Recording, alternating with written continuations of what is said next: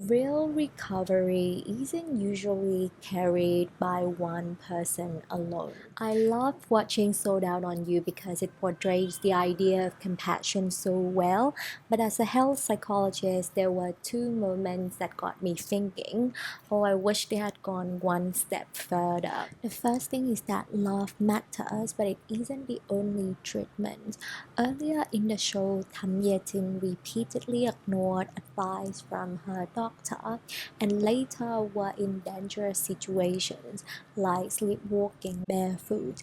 And somehow, at those exact moments, Mercury appeared to save her. Those coincidences make K-drama feel magical. Social support and love matters for sure. Compassion from other people can become a bridge to self-care, but I think healing comes from the choices we make on our own, like learning how to rest, asking for help, and receiving professional support when we need it. The drama does show glimpses of Tam Ye-jin gradually taking better care of herself, like allowing herself to rest and being less dependent on sleeping medication, but I've loved to see more of her own recovery journey. The second lesson is that trying a new skincare product needs a little bit more attention.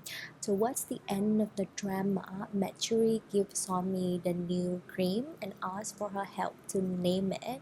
She's so excited after naming it and runs off to use the cream immediately.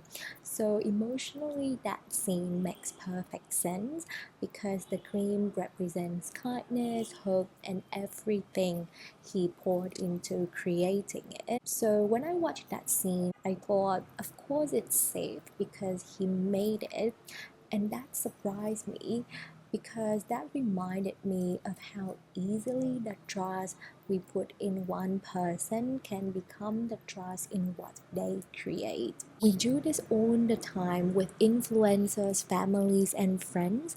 Our brains often use trust as a shortcut when making decisions, and most of the time it's helpful and saves us time in a world full of choices. But sometimes it also means we forget to ask ourselves, is this actually right for me? It reminded me of a lesson I learned the hard way that I talked about in another video.